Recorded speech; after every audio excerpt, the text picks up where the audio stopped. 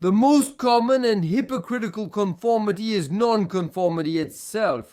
Raphaël Enthoven, well, that's from Vladimir Jankelevich. Raphaël Enthoven, perhaps out of non-conformity, chose not to cite the source in his Twitter bio. Ironically, Enthoven is a notable supporter of state conformity and media propaganda. However, we can't take away his impeccable diction and quick wit, in front of which, nevertheless, he tends to limit confrontations audio-visually speaking. But Twitter still often puts him in his place by replying, "Okay, boomer!" Oh, really? That surprises me. Only Michael Jackson became lighter-skinned with age. No woman involuntarily changes sex. But every young person, whether they like it or not, is a future old man. The so-called #boomer enemy isn't his opponent or opposite, but his destiny. How can you brandish as if it were a virtue in itself the highly temporary fact of being young? Unlike religious affiliation, sexual practices, or skin color, youth has no chance of lasting. It's no coincidence that okay boomer isn't okay baby boomer. The baby part was dropped because as much as possible, we need to forget that today's old people were yesterday's babies. The neutralizing slogan is also a tool of denial. As with Enthoven, you must admit the phrasing is beautiful. As often happens, even as a philosophy teacher, he seems to be going off topic. Off topic, philosophy teacher! 0. Okay boomer is a phrase young people use for baby boomers. It refers to generation, not age. Growth and full employment versus unemployment and recession. The society. Modern. Ben! The one who destroyed the ecosystems, not questioning the one trying to save them who overthinks. Facing this uncertain future, the philosophy teacher continues by talking to us about NTM, Renault, and Balavoine, reminding us that yesterday's rebels are baby boomers. A mixed example, considering what Renault and Joey Star have become. It could have been worse. He might have shown us Cone Bendit. Sometimes I feel a slight relief that Balavoine died young in the desert. What's certain is that Antoine keeps crossing his desert, which is almost becoming a Sirocco. So much so that Raphaël Enthoven is whipping sand in our faces. Some people get by explaining that being young is about thinking young, and that in this sense you can be old without being old and young without being young. At 100, Greta Thunberg will still be young at heart. Why not? But there are two possibilities. You either have youthful ideas that change as you become an adult, or you're only as old as your ideas. Youth isn't about age, but perspective. But here, Enthoven thinks he's clever because he leads his opponents into dilemmas that he claims will always make him the winner. I admit that's an old Roublard trick. Heads I win, tails you lose. Don't worry, it won't land on its edge. No, but that's without considering his irrelevant argument. It's not about age, but the exact timing of his birth, his experiences, actions, or more accurately, his lack of ecological action.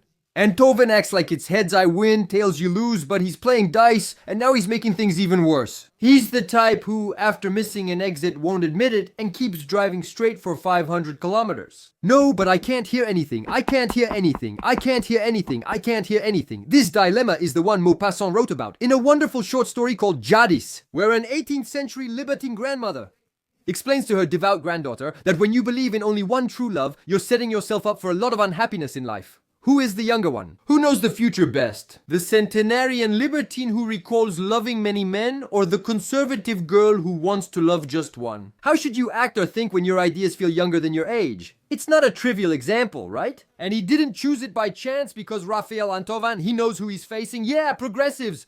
So it flatters them with cliches. Libertinism is for the young. Conservatism and monogamous love are for old reactionaries. I often go to the nearby club just around the corner from my place. There are more 50-year-old libertines than 20-year-olds. Maybe because most people who are like that at 20 often stay that way while others discover it later. Let's just say that age doesn't necessarily have anything to do with the number of guys you've been with, but it helps. Unique love, often a hope of youth, sometimes comes true. And sometimes, well, there's disappointment. But you realize that as you get older. Maybe that's where libertinism comes from. In any case, it's not really a good reason for some people to break someone's hope. If you see the little girl as the youngest despite her opinions, it means her ideas fit her age. Since youth fades, Greta Thunberg will eventually grow old like everyone else. If age is about ideas and youth means rejecting conservatism, then the grandmother could be the youngest. Despite the weight of the years, then your date of birth is no longer a criterion for youth, and there's no point in saying, okay, boomer. Oh, but I would have loved to be there when against the wind he tweeted that. He must have been so pleased with himself. The date of birth isn't the main factor in defining youth. If birth date defines an era or culture, it doesn't mean all baby boomers consider themselves old. You're expecting my reaction, aren't you? As long as they think about today's problems, like unemployment for example, with the perspective of their era of full employment, right in the heart of the 30 glorious years, well, they're disconnected. You don't know it yet, but you're already dead.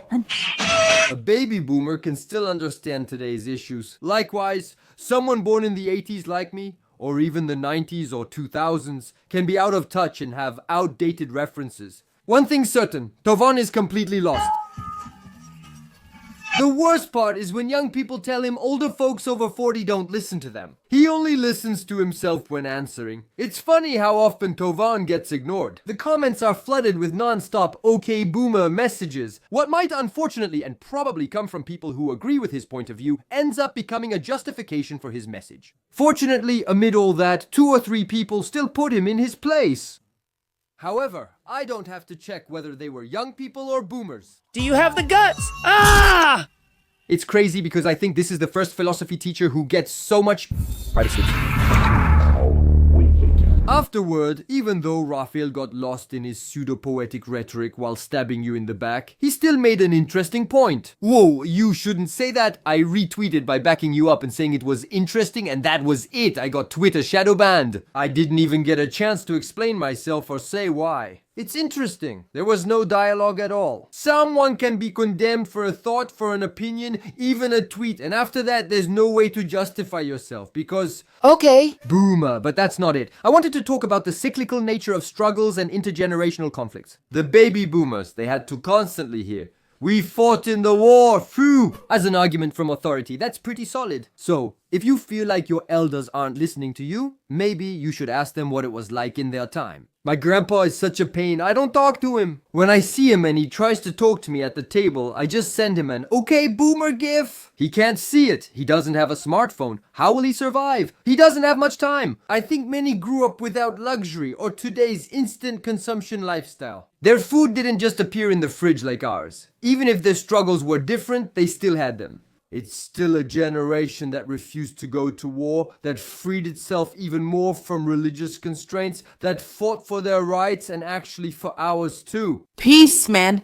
It's partly thanks to them that we were born in a time when we can afford to think about the well-being of others, of other populations, of other species on the planet. Quite simply because they kept us safe. No, but me at Woodstock, I would have already been protesting with that sign, you know? No, the planet's fine. It's humanity that's in danger. Since you asked nicely, we'll handle it. Toclito, no, he doesn't get sarcasm, that filthy guy. Enthoven is right that today's youth are rejecting and reinventing their parents' society. Similarly, but with less impact than 60s hippies or 80s punks. Then my generation, the teens of the 2000s, we did the tectonic dance and really annoyed the older folks. It annoyed us too. By the way, hip-hop is for the Nesbrooks. So, take that, I actually like the arts. Son of a bitch. Returning to OK Boomer, you notice that sometimes the generational concept is somewhat undermined by his use of it, since you can logically be accused of having baby boomer ideas without necessarily being one. You might say, that could prove Enthoven right, but hey, I also like it when he's wrong. No, but OK Boomer means, yeah, whatever, I don't care about what you're saying. Or even shut up to those who hold old reactionary and conservative ideas, exactly. And overall, the youth behind this slogan are filled with progressive values, exactly. I want to clarify that I'm not referring to everyone who says OK Boomer, but to the majority who don't avoid this cognitive dissonance. So, I have a question. What have the baby boomers done that's most representative in the last 50 years? Destroying the planet! But no, it's actually the European Union, free trade and faster globalization. Yes, maybe. So what? Well, if you think about it a little, these are the main causes of pollution, hyper-industrialization, and global warming. No, but for the European Union, free trade and globalization are seen as progressive values. Anyway, it's unrelated to pollution or global warming. When I hear that, what I really hear is, we don't want your consequences. But we don't want to hear about your causes either. I don't look to the sides, I just go straight ahead. I don't look to the sides, I just go straight ahead. I don't look to the sides, I just go straight ahead. I don't look to the sides, I just go straight ahead. Now, when I see someone protesting with a sign, I agree, let's save the planet. And in their speeches, it's all about globalization, the European Union, free trade. Well, I think I'll just reply, okay, boomer? Even if he's 12 years old. Well, no, you can't do that. Well, yes, because those ideas, in my opinion, are the result of brainwashing pushed by the baby boomers in power. No, just like that, Raphael's progressive ideas. If you say the same things, even if you're young, you still deserve an okay boomer. So that's what you're like. You discussed this and didn't mention Greta Thunberg? Making a bit of progressivism that's manipulated by those who sign free trade agreements. Ecocide, not even noticing the super tankers coming behind our shameful diesel cars. I don't think it's needed. She's likely acting in good faith, so I'll leave her alone this time. Especially since the real culprits are those puppeteers who see humanity's fate as nothing more than a publicity campaign. But we're taking action. We tell friends to repaint their logo green, then sell new labels. It works! We're all in. We're all in for growth. For green growth, that's all. Sorry, it doesn't matter to me. I'm from Athenians. Green growth! In 40 years the world could be very different. Well, faced with this progressive generation from the early 21st century who thought they could save the planet by letting multinationals, overconsumption and free trade run wild, but be careful, let's not waste too much water. Given their weak justification, my grandchildren will likely tell them, okay. I'll be behind them, flipping them off. They see you because of me. I'm a respectable grandpa, okay?